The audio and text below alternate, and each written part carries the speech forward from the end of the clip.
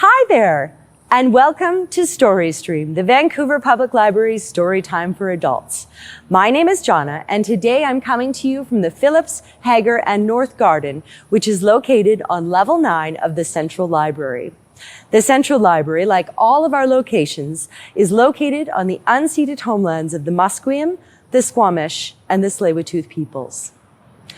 Today's episode is dedicated to the contributions of Margaret Dinwoodie, a library employee who recently passed away but worked for the library for over 40 years. She was also the VPL's first ever bookmobile librarian, which was a precursor that is largely responsible for a lot of the services we still offer today, like outreach, accessible services, our community librarians, and of course, the bibliobike. Now, back in 1951, the Vancouver Public Library had only 7 locations to serve a growing population. To meet the demand and feed the people's thirst for knowledge, the first ever bookmobile was born, a beautiful beast, delivering books and services to folks as far as Granville and 67th, 10th and Sassamat, and to the wilds of the Fraserview Community Centre. For over 35 years, the bus made stops at 18 to 20 locations throughout the week around the growing city of Vancouver, filling gaps and bringing services to the people. The first ever bookmobile was a large tangerine-colored truck holding over 2,000 books where patrons could browse and check out materials. After nearly 30 years of service, the Tangerine Dream was replaced by a new 30-foot Bluebird school bus, painted in swirls of emerald green and brilliant blue. It was dubbed the Book Bus and continued delivering services until it was decommissioned in the late 1990s as the city gradually built the 21 locations that serve Vancouver today. Today, we still have a way for patrons to experience the library on wheels. Meet Bibliobike. Launched in May 2022, the Bibliobike is a cargo trike with an electric motor. It can be loaded up with library books and other resources for environmentally sustainable, high-visibility community visits across the city. The bike is equipped with a cargo box with interior shelves, a custom lid with chalkboard, pop-up table, and an electrical assist motor.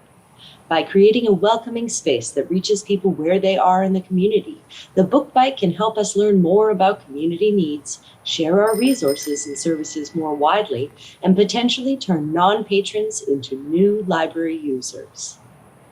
now for the main event.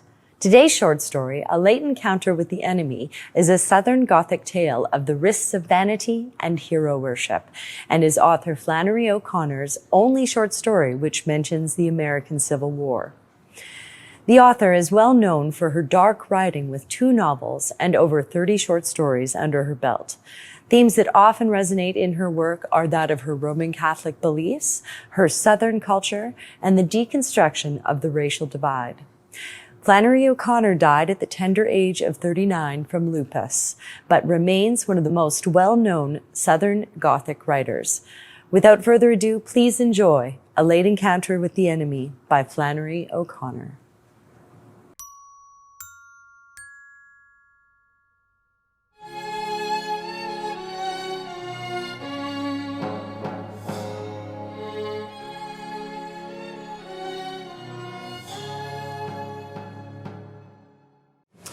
General Sash was 104 years old.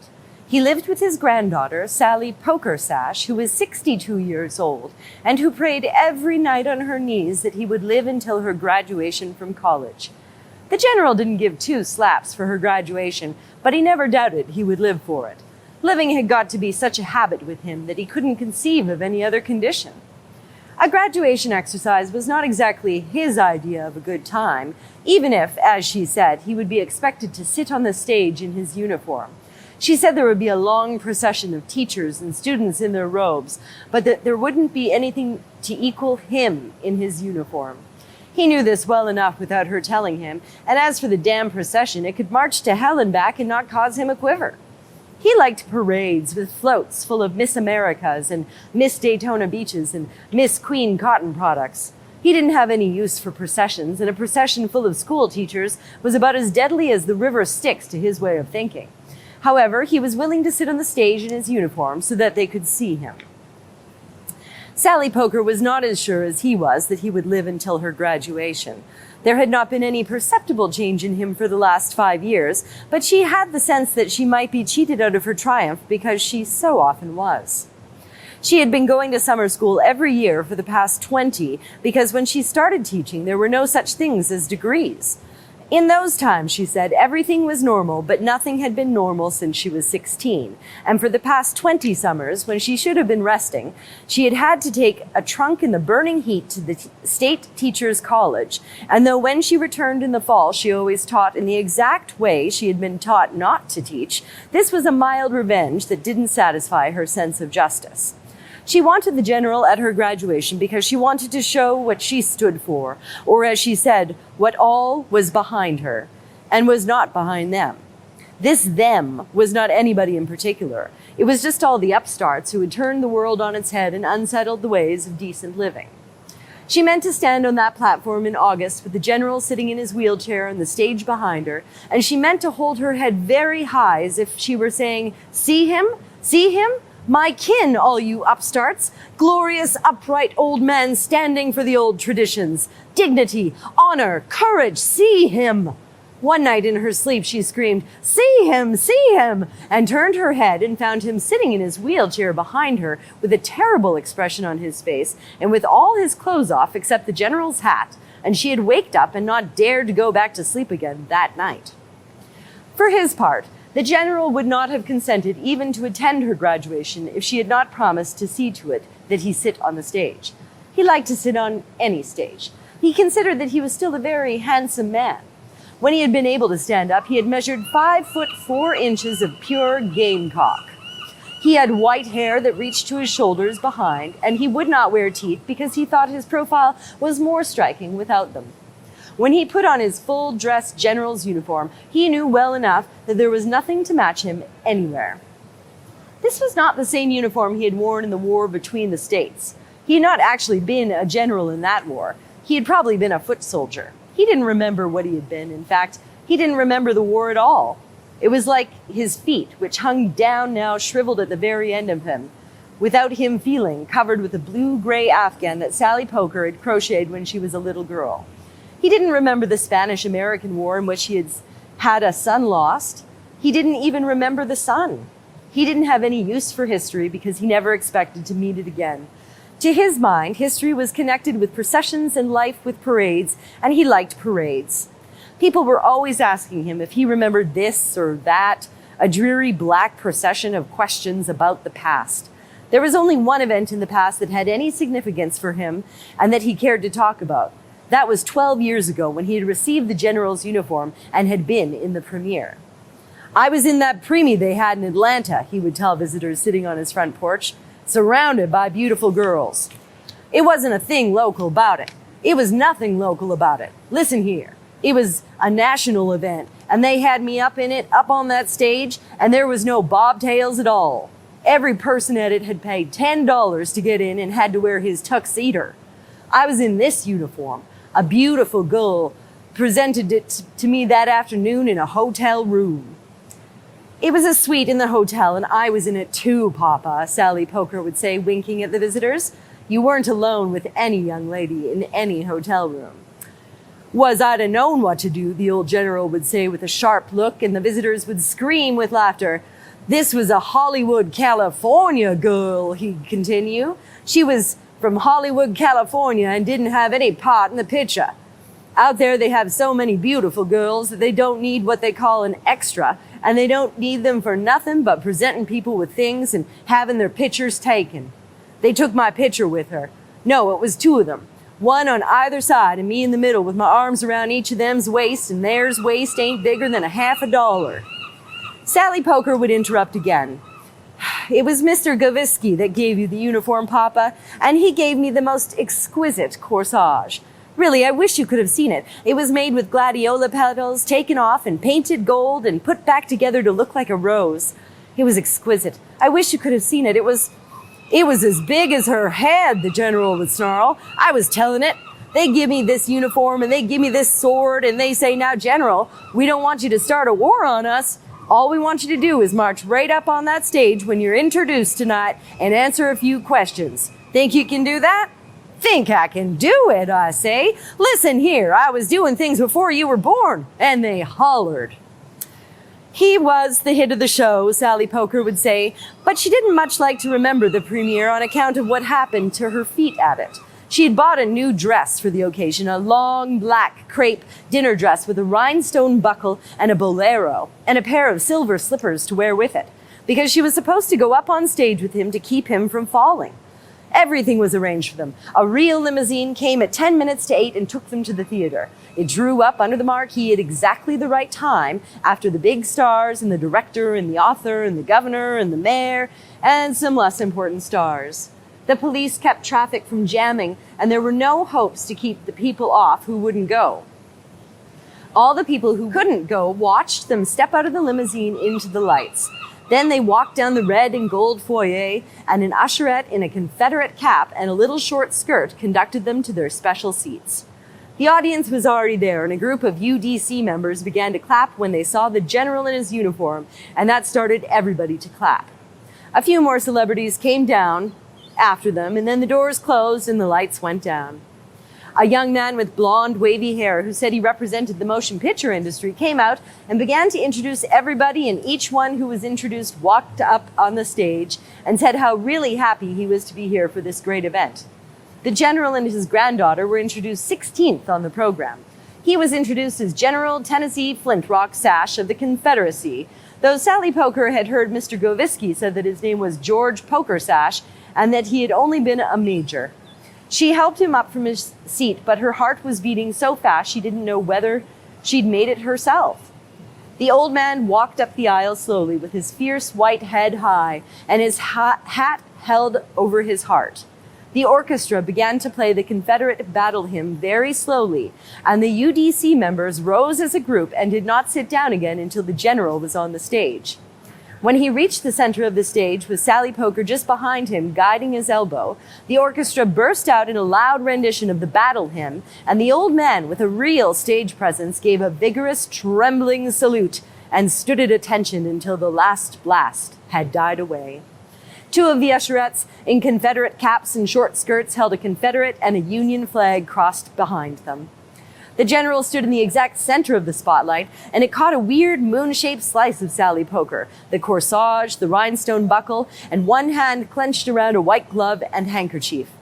The young man with the blonde, wavy hair inserted himself into the circle of light and said he was really happy to have her here tonight for this great event. One, he said, who had fought and bled in the battles they would soon see daringly reenacted on the screen. And tell me, General, he asked, how old are you? 92, the general screamed. The young man looked as if this were just about the most impressive thing that had been said all evening. Ladies and gentlemen, he said, let's give the general the biggest hand we've got. And there was applause immediately, and the young man indicated to Sally Poker with a motion of his thumb that she could take the old man back to his seat now so that the next person could be introduced.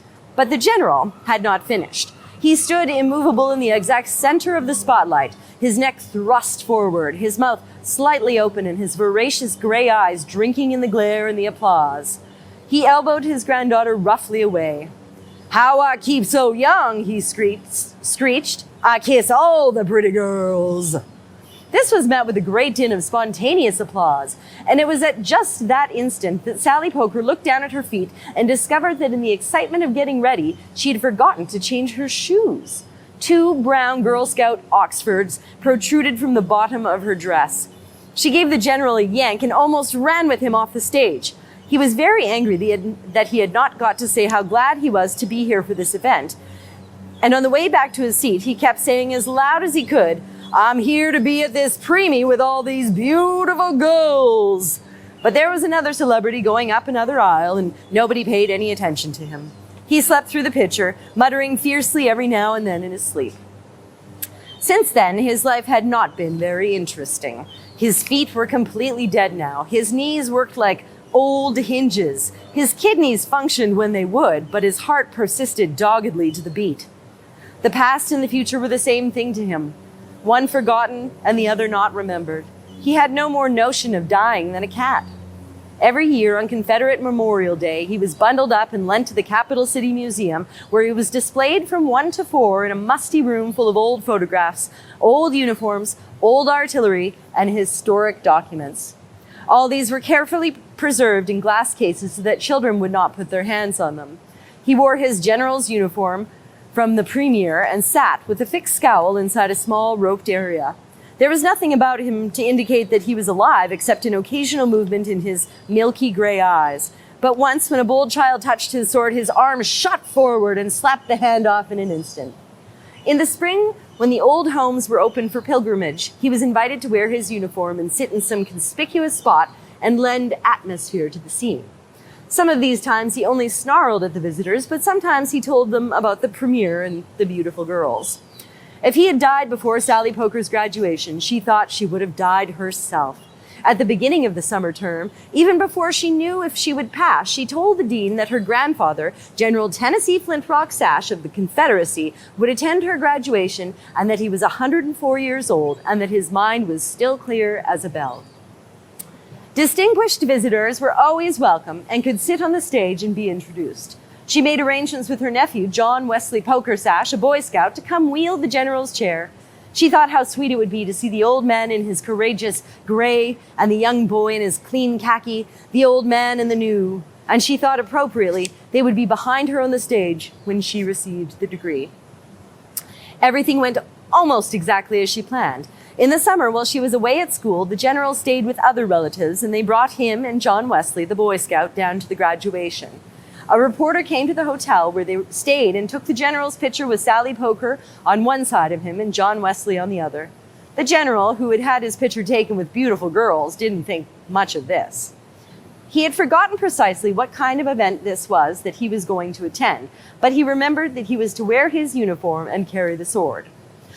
On the morning of the graduation, Sally Poker had to line up in the academic procession with the BS's in elementary education, and she couldn't see to getting him on the stage herself. But John Wesley, a fat, blonde boy of 10 with an executive expression, guaranteed to take care of everything. She came in her academic gown to the hotel and dressed the old man in his uniform. He was as frail as a dried spider. "Aren't you just thrilled, Papa?" she asked. "I'm just thrilled to death." "Put the sword across my lap, damn you," the old man said, "where it'll shine." She put it there and then stood back looking at him. "You look just grand," she said. "God damn it," the old man said in a slow, monotonous, certain tone as if he were saying it to the beating of his heart. "God damn every goddamn thing to hell." Now, she said, and left happily to join the procession. The graduates were lined up behind the science building, and she found her place just as the line started to move. She had not slept much the night before, and when she had dreamed of the exercises, murmuring, see him, in her sleep, but waking up every time just before she turned her head to look at him behind her. The graduates had to walk 3 blocks in the hot sun in their black wool robes, and she plodded stolidly along.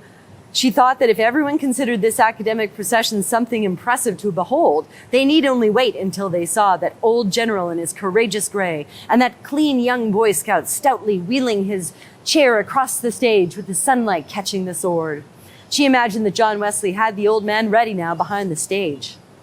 The black procession wound its way up the 2 blocks and started on the main walk leading to the auditorium.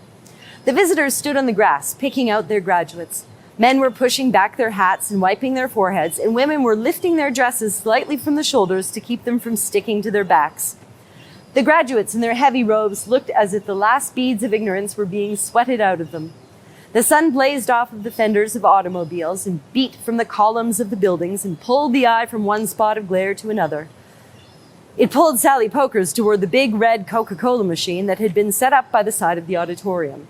Here she saw the general parked, scowling and hatless in his chair in the blazing sun, while John Wesley, his blouse loose behind him, his hip and cheek pressed to the red machine, was drinking a Coca-Cola.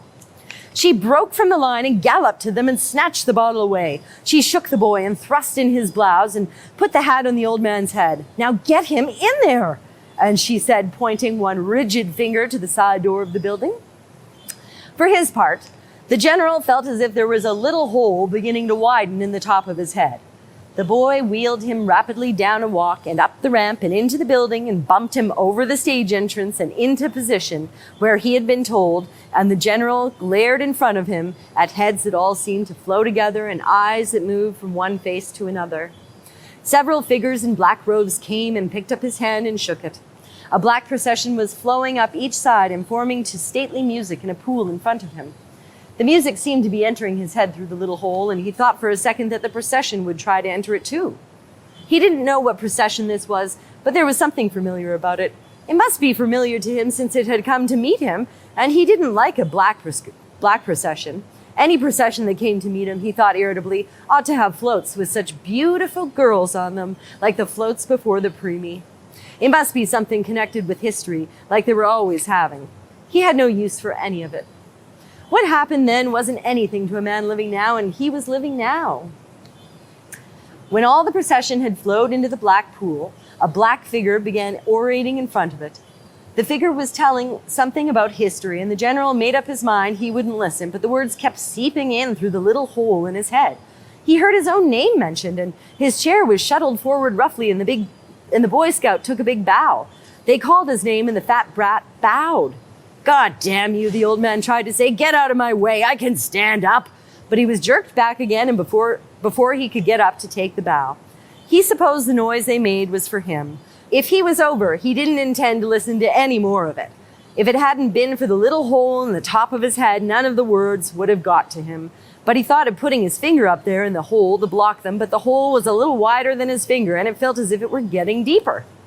Another black robe had taken the place of the first one and was talking now, and he heard his name mentioned again. But they were not talking about him. They were still talking about history. "If we forget our past," the speaker was saying, "we won't remember our future, and it will be as well, for we won't have one." The general heard some of these words gradually. He had forgotten history, and he didn't intend to remember it again. He had forgotten the name and the face of his wife and the names and the faces of his children, or even if he had a wife and children. And he had forgotten the names of the places and the places themselves and what had happened at them. He was considerably irked by the hole in his head. He had not expected to have a hole in his head at this event. It was the slow black music that had put it there, and though most of the music had stopped outside, there was still a little bit of it getting into that hole, going deeper and moving around in his thoughts, letting the words he heard into the dark places of his brain. He heard the words Chickamauga, Shiloh, Johnston, Lee, and he knew he was inspiring all these words that meant nothing to him. He wondered if he had been a general at Chickamauga or at Lee. Then he tried to see himself and the horse mounted in the middle of a float full of beautiful girls being driven slowly through downtown Atlanta. Instead, the old words began to stir in his head as if they were trying to wrench themselves out of a place and come to life. The speaker was through with that war and had gone on to the next one, and now he was approaching another, and all his words, like the black procession, were vaguely familiar and irritating. There was a long finger of music in the general's head, probing various spots that were words, letting in a little light on the words and helping them to live. The words began to come toward him, and he said, "Damn it, I ain't going to have it," and he started edging backwards to get out of the way. Then he saw the figure in the black robe sit down, and there was a noise, and the black pool in front of him began to rumble and to flow toward him from either side to the black, slow music. And he said, "Stop, damn it. I can't do but one thing at a time." He couldn't protect himself from the words and attend to the procession too. And the words were coming at him fast. He felt that he was running backwards, and the words were coming at him like musket fire, just escaping him, but getting nearer and nearer. He turned around and began to run as fast as he could, but he found himself running toward the words. He was running into a regular volley of them and meeting them with quick curses. As the music swelled up towards him, the entire past opened up on him out of nowhere, and he felt his body riddled in 100 places with sharp stabs of pain, and he fell down, returning a curse for every hit. He saw his wife's narrow face looking at him critically through her round gold-rimmed glasses. He saw one of his squinting, bald-headed sons, and his mother ran toward him with an anxious look. Then a succession of places, Chickamauga, Shiloh, Marthasville, rushing at him as if the past were only the future now, and he had to endure it. Then suddenly he saw that the black procession was almost on him. He recognized it, for it had been dogging all his days. He made such a desperate effort to see over it and find out what comes after the past that his hand clenched the sword until the blade touched bone. The graduates were crossing the stage in a long file to receive their scrolls and shake the president's hand.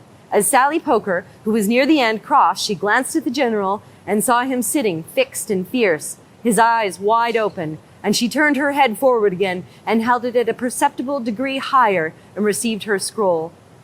Once it was all over and she was out of the auditorium in the sun again, she located her kin and they waited together on a bench in the shade for John Wesley to wheel the old man out.